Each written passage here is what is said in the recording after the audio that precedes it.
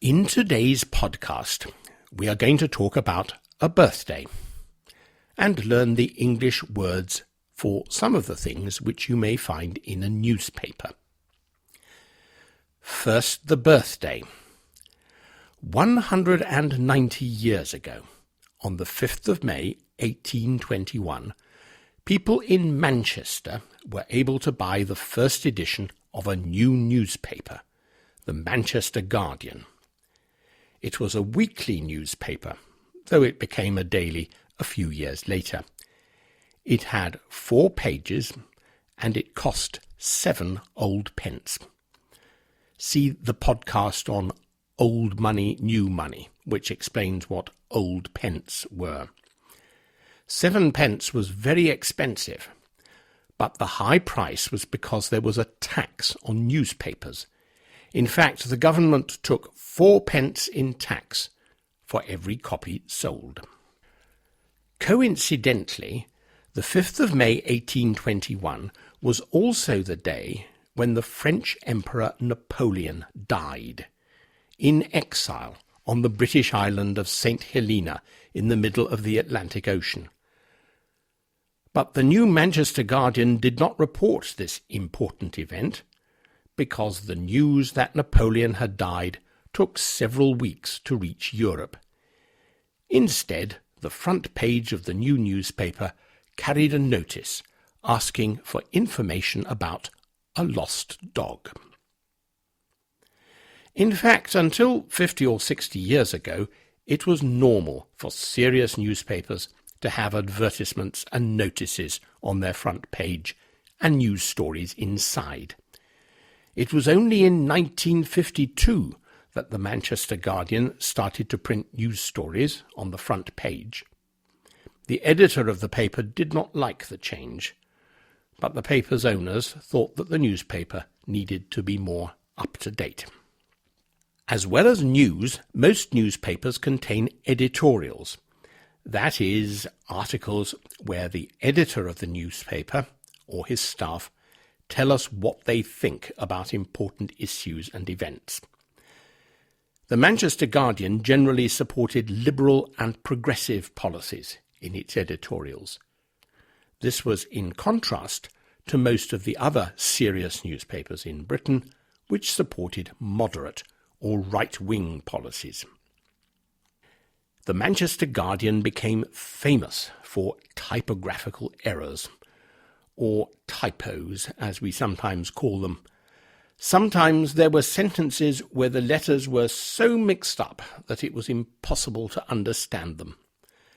People made fun of the typos by calling the paper the Grauniad, which is Guardian with the letters mixed up.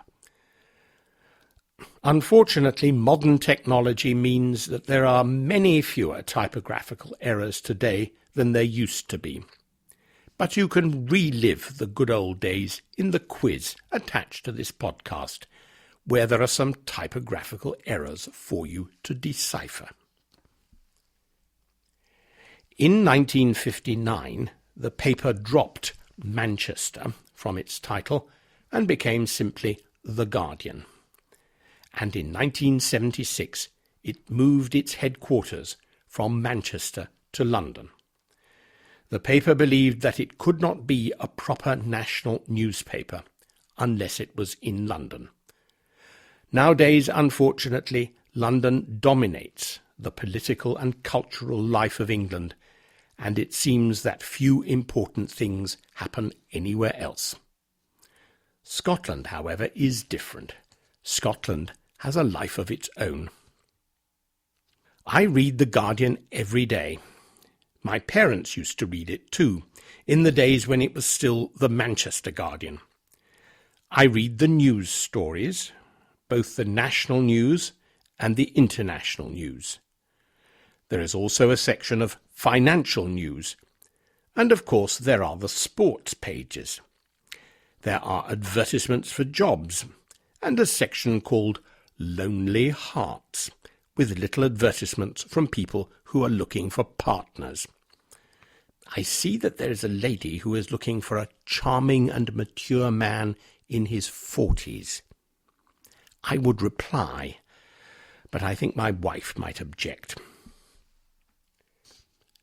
Then there is an important section called Comment and Debate, which contains articles about politics and a page of letters from readers.